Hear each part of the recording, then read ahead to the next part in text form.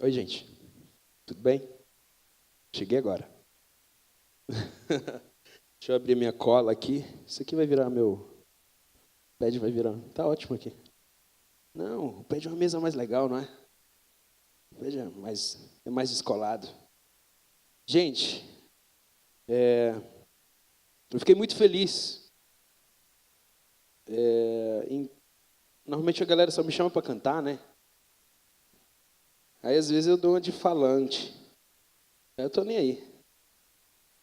Mas quando me chamam para falar, é bom, né? Melhor. Então eu fico muito feliz de poder compartilhar com vocês. Pastor, o que ele falou aqui agora, eu fiquei ali, né, cutucando o Michael. Ai, que legal, cara. Tem alguém falando disso no mundo? A gente vive em meio a um... Vamos jogar português claro, né? A gente vive em meio a sofismas, né? De um modo muito forte. Eu vejo isso como algo bíblico, né? Porque a Bíblia fala que nos últimos dias o bicho ia pegar mais, então está pegando. Então, onde vai estar lotado de pessoas, normalmente são lugares onde a palavra falada ali são palavras que causam comichões, né? São palavras que são agradáveis aos ouvidos. E ontem em Manaus mesmo eu falei um pouco sobre isso, né? Que é muito mais fácil você dizer, professar esse tipo de palavra e para agradar o homem e lotar os lugares. E ao mesmo tempo é um lance louco também, porque a Bíblia sempre fala sobre remanescentes, sobre, né, muitos são chamados, poucos escolhidos. Então, assim, eu não vou nem entrar nesse assunto, mas isso é uma coisa para a gente refletir sobre também. Mas, enfim, vamos entrar no meu assunto, que está, obviamente, totalmente a ver com o assunto de todos aqui. E eu selecionei 3 palavras para falar. Eu queria falar sobre montanhas e sobre... vou pegar a mesa. Sobre montanhas... Tô? Diga que eu sou presbiteriano. Tô brincando. Deixar aqui, fica aqui, tá central. É porque eu tenho um toque, sabe? Que se eu ver o vídeo que tá torto assim, eu vou... Mas enfim, vamos lá. Eu queria falar sobre montanhas, clareza, sobre verdade. Essas 3 palavras são coisas que eu acho bem pertinentes não só a esse congresso, mas na vida de qualquer pessoa, qualquer cristão que se preze a ser um cristão realista, real, e não superficial, né? Montanhas, para mim, significa esforço. Montanhas é o que todo ser humano escolhe uma montanha para... A gente pode chamar de caminho também, mas escolhe uma montanha para subir. Eu falo a montanha porque a montanha ela gasta muita energia para você subir uma montanha. E é incrível que a gente vive em uma época em que as pessoas estão escalando variadas montanhas. E muitas delas chegam no topo dessas montanhas e acabam olhando para a montanha do lado assim e, cara, eu devia ter escalado aquela. E só que nisso já passou a vida inteira dele.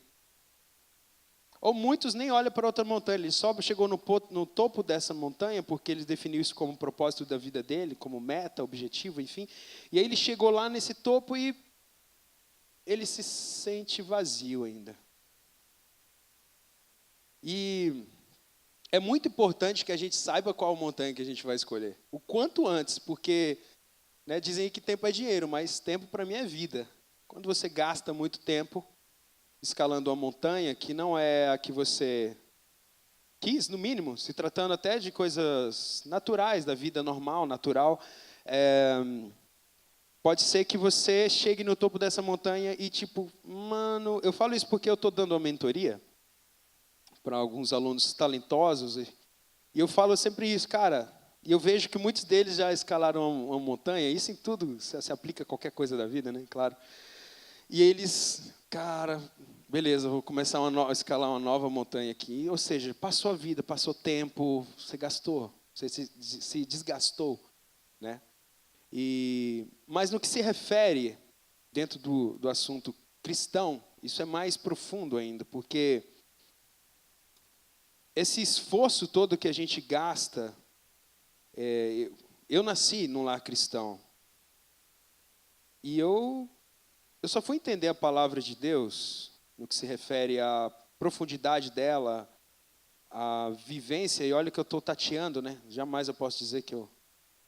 Mas, pelo menos, foi quando as escamas, vamos dizer assim, caiu dos olhos, quando eu já tinha, sei lá, 24, 25 anos. Pouco antes de entrar na oficina. Eu nasci, aprendi música, tudo na igreja, meio de convívio. Tive as minhas sensações almáticas, que a gente chama de Espírito Santo também, essas coisas, né? E, enfim, dentro disso tudo, gente, vamos entrar na segunda palavra. Você precisa de muita clareza para você saber qual é a montanha que você vai escalar, não é verdade?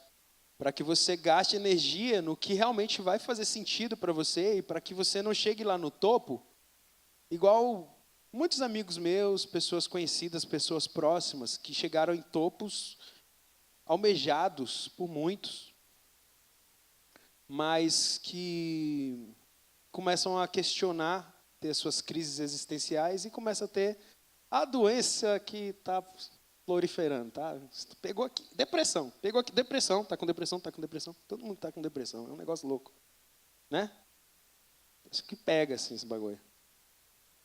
Brincadeiras à parte, mas é uma coisa séria. Por que a pessoa tem depressão? Já parou para pensar? Sim, obviamente tem fatores clínicos, enfim, mas no final das contas, com as pessoas que eu convivo e eu converso a esse respeito, quase todas é a mesma coisa. Quase todas chegaram, hoje estão no meio do caminho da montanha, estão construindo uma vida, mas eles ainda não, eles sentem um buraco, né? E aí, alguns que chegam no topo mesmo, assim, tipo, topo, montanha alta e chegou no topo. Esses também estão na mesma situação. E eu cheguei a uma conclusão minha, tá, gente? Eu não sou dono da verdade, óbvio. Mas que essas pessoas, elas entram, né, em depressão, em desespero, porque elas não têm alvo. Elas não têm alvo. E o que é ter alvo, no final das contas? As pessoas que pensam um pouquinho sobre a vida, que saem um pouco da massa convencional, que todo mundo só trabalha, come, dorme, vive quase igual um bicho, né? Assim, enfim, é coisa muito natural, comer, dormir, beber, né? Ter filho, crescer, tá? Morre, tchau, né? Mas as pessoas que saem um pouco disso e começam a raciocinar sobre o sentido da vida, e muitas delas que chegam no topo também, elas começam a pirar. Porque imagina, porque até então o sentido da vida dela era chegar no topo da montanha dela. Então ela gastou muito tempo da vida, energia e tudo para chegar lá. Chegou. Aí ela vê que, então, tem outra mais montanha aí? Bota outra aí, de novo, vai. Aí chegou. Bota outra aí, chegou. E aí não consegue ter substância. Aí eles chegam no final e, mano, não tem substância. Por quê? Salomão já disse, né? Tudo que a gente toca, vê, contempla com os olhos, não é real. O que é real? Então, a clareza, ela é fundamental para que a gente comece a trilhar uma vida mais saudável cristã, uma vida livre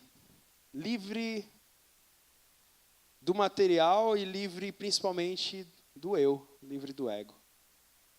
Então, eu acho, né, que o problema se chama trevas. Hoje, em meio a todos esses sofismas que eu, né, acabei de falando, assim, essa coisa, o que é um sofisma, né? O sofisma é uma verdade, É uma verdade, não, é uma mentira disfarçada, vestida de verdade. Então, o sofisma dentro da igreja, né, que eu chamo isso de religião, sei lá, de religiosidade, talvez não seja, vocês que são estudados, vocês que me corrijam. Mas a questão é que o sofisma dentro da igreja ele é muito sutil. Ele é muito sutil porque a gente entende por trevas como coisas exteriores, as forças tal, potestades, trevas, ou sei lá, é o inferno, a treva. O que é a treva? A gente precisa começar a se questionar onde é que se encontra, onde é que a treva tem poder. E aí, quando eu, viajando nas minhas indagações sobre a vida, eu descobri assim, pela palavra de Deus mesmo, né? Que as trevas, gente, está dentro de nós. E as trevas nos cegam e, cara, eu tenho que bater palma pro capeta, mano. Ele é um gênio, assim. Ele joga esse bagulho na gente, essa mentira, e faz isso acontecer dentro do meio do trabalho da igreja. O que faz com que as pessoas trabalhem, eu estou trabalhando para Deus, eu sou bonzinho, sou um servo de Deus, eu sou o cara. E aí a pessoa vive nessa mentira e não se trata por dentro. Então isso é genial. Imagine, a pessoa que ela só se preocupa com o exterior, né? Sepulcro caiado, né? Como Jesus chama. Os fariseus, os caras religiosos daquela época que chegavam e batiam no peito porque eles eram muito santos. Eram da casa de Deus, eram inteligentes, né, no sentido, conheciam, né, a lei e tudo mais, e aí de uma soberba bizarra que quando orava perto do publicano, ele falava, Senhor, ainda bem que eu não sou como esses publicanos, eu jejum, eu faço isso, eu faço aquilo, mano, o Senhor, né, o Senhor tem que bater palma para mim, né? E aí tem um monte de gente na igreja, isso é um jeito escrachado, né? Quando eu falo assim, mas eu não sou assim. Mas onde é que está o segredo? É quando a gente tem clareza sobre nós mesmos. Então isso que o pastor falou sobre, né? Eu quero deixá-los incomodados. Chama-se crise. E a crise é essencial. Só por meio da crise que vai vir um despertar para o conhecimento. E conhecer dói. A crise dói. Mas é a chave, né? Por quê? Por que dói a crise? Porque você tem uma luz chamada Cristo, Jesus Cristo, assim aqui. Te mostra quem você é, mostra os seus pensamentos, mostra as suas intenções. E aí, voltando ao sofisma, o que o sofisma faz? Não mostra nada do que você é por dentro. Só faça. Trabalhe na casa de Deus, dê dinheiro ao pobre, faça missões e está tudo certo. Mas o que adianta isso se isso não só traz transformação ou vantagem, obviamente, para o pobre que você dá? Isso é ótimo, não estou entrando nessa questão, mas isso não traz transformação real de vida, experiência, vivência. Esse é o X do Evangelho. Né? Então, resumindo, a intenção do sofisma, ou a intenção do maligno, é que não conheçamos a Deus. É que não conheçamos o caráter de Deus. Porque no dia que conhecermos o caráter de Deus,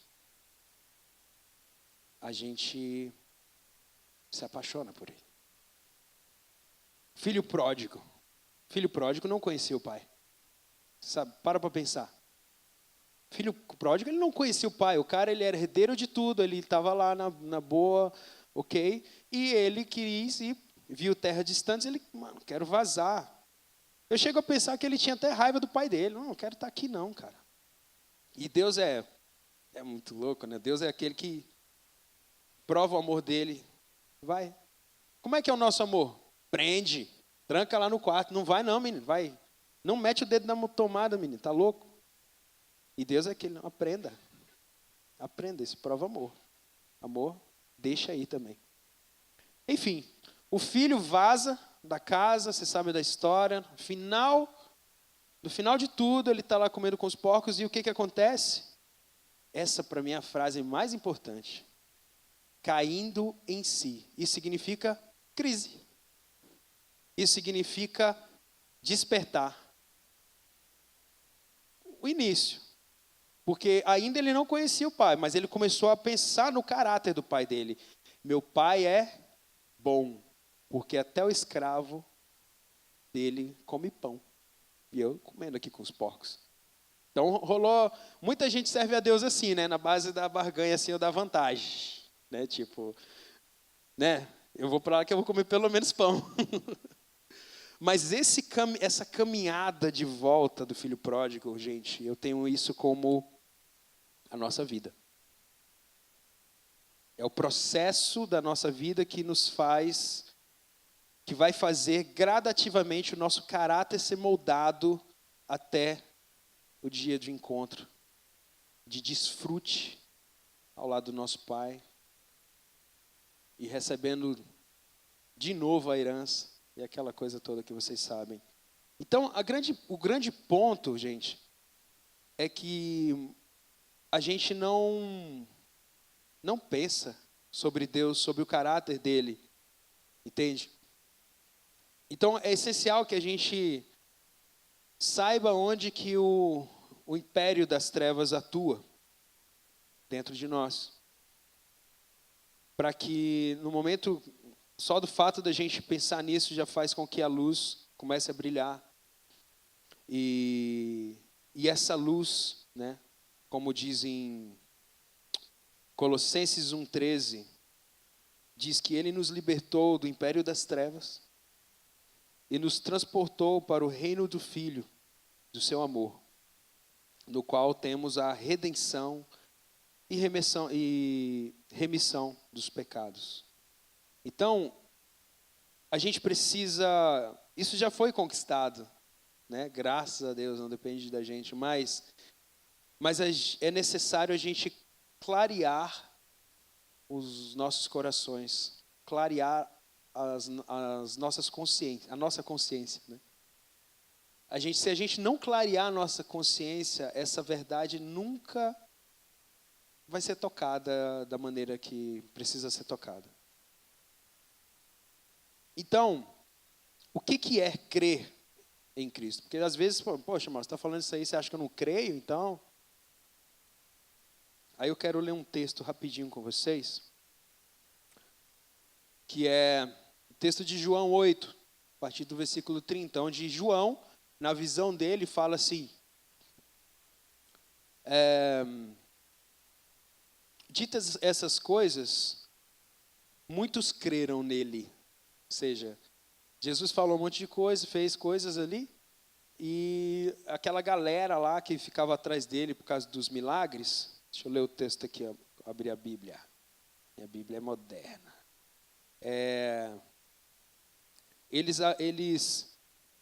Essas pessoas que ficavam atrás dele por causa de milagres, eles simplesmente, João, na percepção dele, achou que eles tinham entendido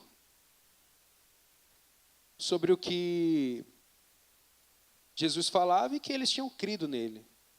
E aí, no desenrolar da história, vocês vão ver que não, que eles não creram nele e muito menos não se enxergavam cegos como era.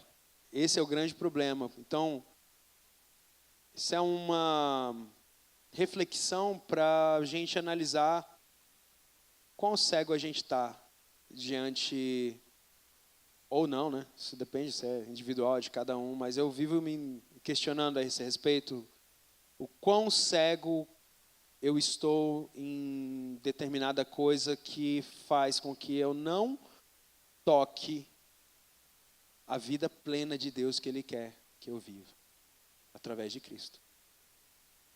E aí, vou parafrasear algumas frases, porque o texto é grande, mas João fala assim que muitos creram nele, creram em Cristo, né? Aí Jesus fala assim: se vós permanecerdes na minha palavra, sois verdadeiramente meus discípulos. Se a gente professa, fala, eu amo Deus, eu quero conhecer Jesus, enfim, em teus braços é o meu descanso. São as coisas que a gente vive falando. Se a gente fala isso e a gente não permanece nessa palavra, se a gente não permanece nessa esfera, a gente precisa se questionar. O que de fato é estar em Cristo? Aí, Jesus fala para ele: e conhecereis a verdade, e a verdade vos libertará. Aí eles já se revelam. Eles falam o quê? Jamais fomos escravos de alguém. Isso é alguém que se enxerga? Ou seja, João estava errado, né? Eles creram nele. Por quê? Porque talvez João aqui é um cara que ainda está no início, está começando a andar com Cristo, aquela coisa toda, né? Obviamente, João virou o cara depois, conheceu, né, a fundo, assim como os outros apóstolos. Mas aqui, ele só foi pelo que ele viu. É tipo, quer ser de Jesus? Pum. Quer ser de chocolate? Entende? Aí eu vejo um monte de mão levantada e tal. Ainda eu chego ali e falo assim, cara, no meu evento ali, bicho, 100 pessoas aceitaram a Cristo. O que é aceitar a Cristo, mano? Eu odeio essa palavra, aceitar a Cristo, mas enfim, é o que todo mundo fala. Mas enfim, o que é isso? O que é crer? A gente precisa refletir sobre isso, cara. O que é crer? Nesse fato aqui, ele está dizendo claramente. Eles mesmos disseram: a gente não foi escravo. Aí Jesus fala: cara, conhecereis a verdade, e a verdade vos libertará. Vocês são escravos. Eles não têm clareza sobre si. A gente precisa ter clareza sobre si. Isso é interior, cara. É relação direta com Deus. É incrível como Deus fala constantemente com a gente. Eu passei muito tempo da minha vida buscando Deus de tudo quanto era forma. Eu orava forte, eu gritava, eu ficava pedindo: Deus, me batiza aí no Espírito Santo para ver como é que é essa parada, e não rolava. Eu sou endemoniado, Deus, o que acontece comigo?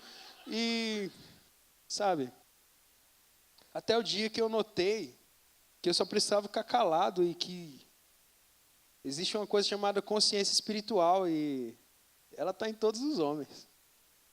É muito louco porque Paulo fala em Romanos, né, Romanos 1, que todo homem ele é desculpável perante Deus, porque, né, tudo que se pode conhecer de Deus, pelo menos pelas suas coisas criadas, estão aí manifestadas. Então é só você olhar e pensa um pouquinho. Quem criou isso tudo? Aí você já pensa, né? Não.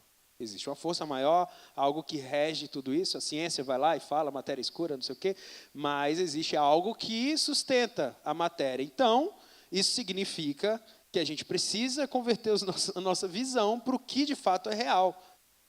Concorda? Vocês estão entendendo, gente, o que eu estou dizendo? Amém? Amém, igreja? Meu Deus. Amém. Aí, então, se a gente precisa converter o nosso olhar, quando a gente converter o nosso olhar, a gente vai mudar.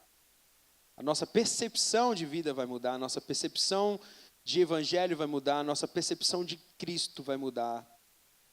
No sentido bom, a gente vai mergulhar mais e vai começar a tatear e ouvir a voz de Deus e segui-lo, porque o segredo está, de fato, em ouvir, ficar calado, cara, cala a boca, ouve, atende, ouve, atende. E esse ouvir e atender, meu Deus, como isso é mágico, cara. Isso é a parada sobrenatural que eu sempre procurei. E aí eu achava que era um arrepio, era alguma coisa, né? Por quê? Porque a gente tem uma mania de materializar todas as coisas, mas Deus não é isso. Deus sustenta o material. O que é o material perto do infinito, cara? Então, não faz sentido nenhum eu gastar minha energia nas coisas materiais somente, no sentido... Paulo fala, viva no mundo, cara, mas como se você não precisasse dele. Então, você vive no mundo, faz lá suas metas, alcança, faz essas coisas, estuda música, no meu caso. Enfim, grava disco, sei o quê, mas tenha como primazia do seu dia, quando você acordar, pensa assim, ó, Deus, Jesus, sustenta todas as coisas. Sustenta tudo isso.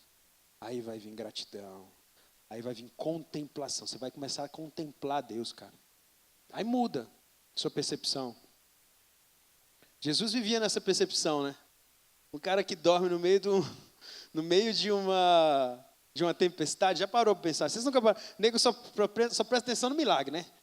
Aí a tempestade parou. Mas você nunca parou para pensar, Jesus dormia em meio à tempestade. Para pensar nisso. Em que lugar que esse crente estava? Para dormir em meio à tempestade. A gente está falando de outra perspectiva, gente. Jesus era um cara, assim como seus apóstolos eram pessoas plácidas. O que é uma pessoa plácida? Uma pessoa tranquila, mansa, serena, intocável. Vai, bate aí, faz o que você quiser. Intocável. Por quê? Viver a vida do Espírito é isso. Por isso que ele fala, aprendei de mim, que sou manso, calmo, humilde, enfim, de coração. Porque ele, de fato, é essa, né, na realidade, a perspectiva celestial. Pelo menos um pouco. Não estou dizendo que é, mas para mim faz muito sentido. E isso é o que faz você não sofrer as mazelas do mundo, se entregando a elas como as pessoas comumente se entregam. E quando você pensa, me monitorem aí, porque eu estou sem horário, hein? Quando você pensa sobre essas coisas, gente, não dá tempo de você pensar em ficar julgando os outros, não dá tempo de você... Não dá tempo. Dá tempo de você experimentar esse amor, ver a misericórdia dele diária e começar a perceber por que esse amor te movimenta. Aí faz sentido você ter paciência com as pessoas, ter misericórdia, ajudar. Não porque eu estou querendo ser... Deus, estou te ajudando aí, estou te ajudando na tua obra aí. Muita gente tem isso. Lá no fundo, alguns não declarado, né? Mas o que eu estou tentando fazer com vocês façam é que vocês reflitam nas suas intenções. Lá no fundo. Cada uma delas. Diante de Deus. Diante da sua atitude, né? A Deus e... Enfim. E o quanto você... O que é necessário para que a gente viva isso? Aí Jesus fala. A gente precisa comer, como ele falou, da carne e beber do sangue. Aí todo mundo, trava, né? Calma aí, velho. A gente já materializando a parada, né? Comer do sangue, aí lá, 5.000 pessoas que acabaram de receber lá o milagre lá da multiplicação. Mas que milagre você faz aí para tu me convencer desse negócio aí? Aí, ele acabou de fazer um milagre, cara, mas... Não. Porque não, Moisés lá, o maná que deu do céu, faz alguma coisa aí para eu acreditar. E ele, não, calma aí, vocês entenderam, isso aí vocês só estão trabalhando pela carne que perece, pelo alimento que perece, enfim, mas a palavra dele é vida. Então, isso significa que a gente precisa entrar nessa esfera, é outra esfera, não é material. E aí, ele simplesmente... Depois ele... vou explicar um pouco melhor. Vocês precisam comer da minha palavra. E o que é? Que seja carne e sangue. O que significa isso? Comer a carne de Cristo, beber o sangue de Cristo. Significa parte vital do seu organismo. Já ouviu dizer que a gente é o que a gente come? Quando a gente come, essa vira parte da gente. Né? É por aí. Cristo é uma parte, a vida espiritual, Cristo, enfim. O homem ele é feito de corpo, alma e espírito. O espírito é a parte mais nobre, porque é a parte divina. É a parte que nos comunica com Deus. Então, essa é a esfera que a gente precisa ser guiado, viver, andar, agir, tudo por meio do Espírito. O que está no ego, nas nossas vontades, alma, corpo, é velho homem. Enquanto você fizer que seja obra de Deus, você pode ser o cara mais bonzinho do bicho, o Gandhi. Enquanto você fizer isso na esfera do seu esforço almático, não é Deus. Não é Cristo agindo em você. E alguns encontram a paz, sei lá, né, os budistas, enfim, não vou criticar. Até tenho amigos, a gente conversa bastante sobre essas coisas, mas a questão, o ponto que chega é sempre o mesmo. O desfrute do amor real. O amor real é Cristo.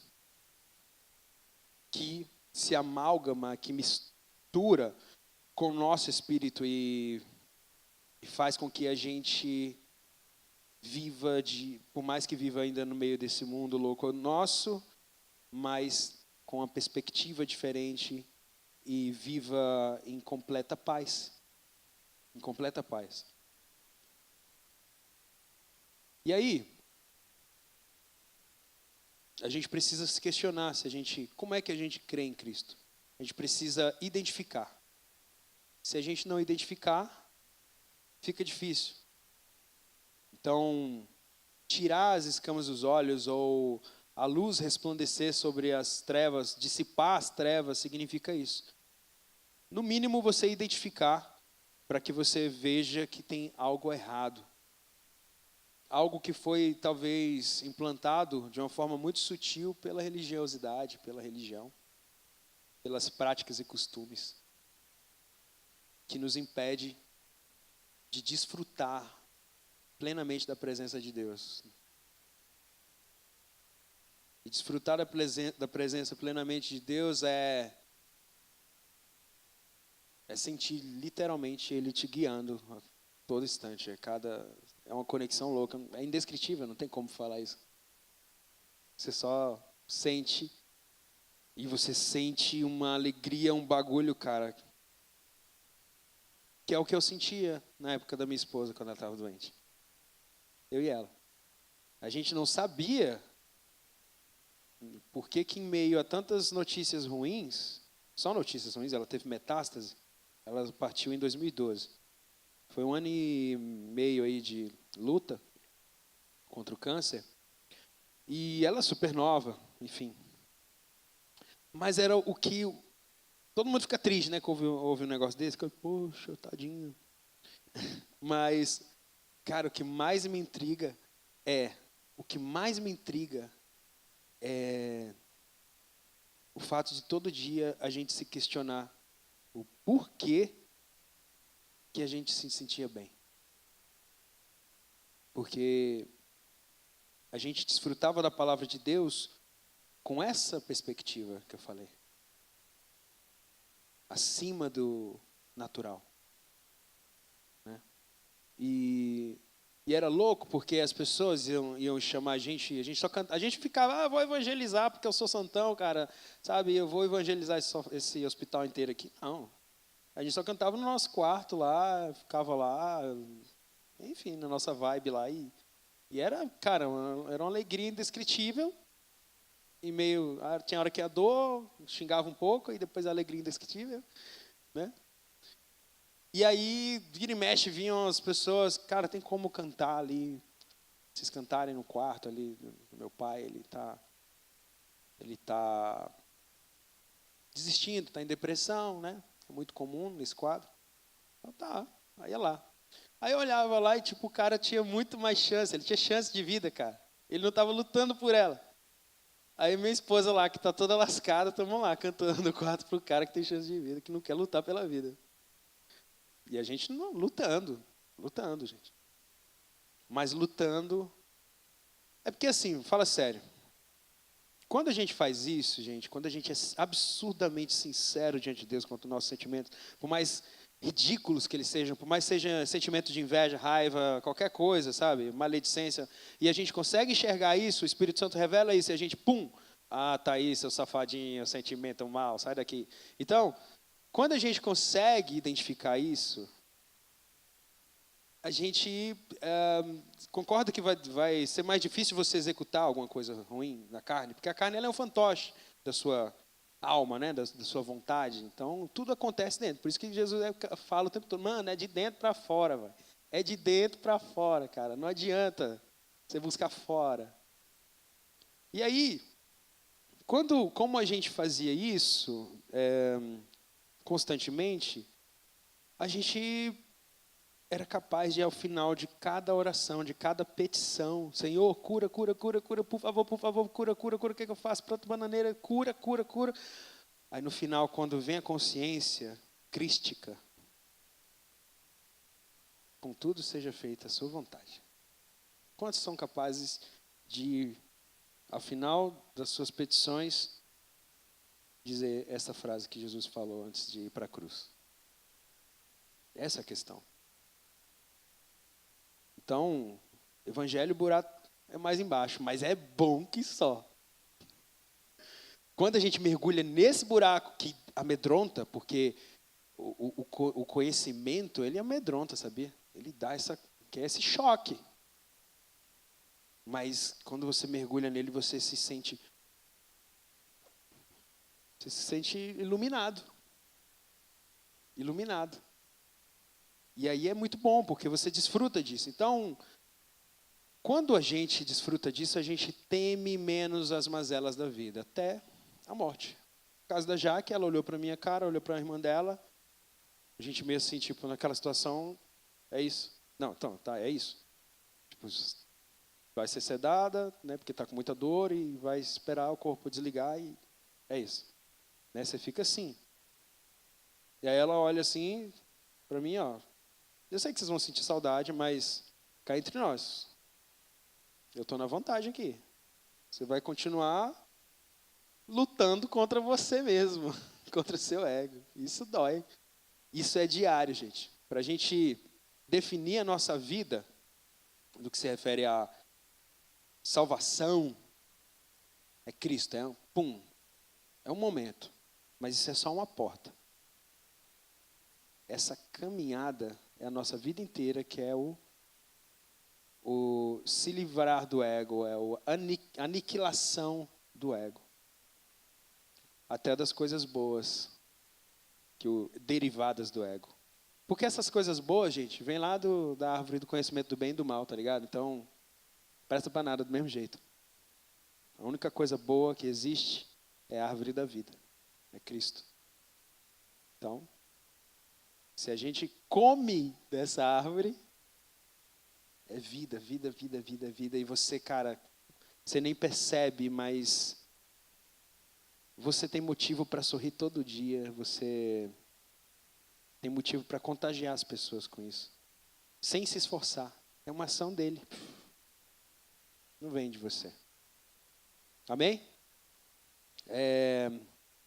Faltou metade das coisas que eu queria falar, mas acho que já deu para falar bastante coisa.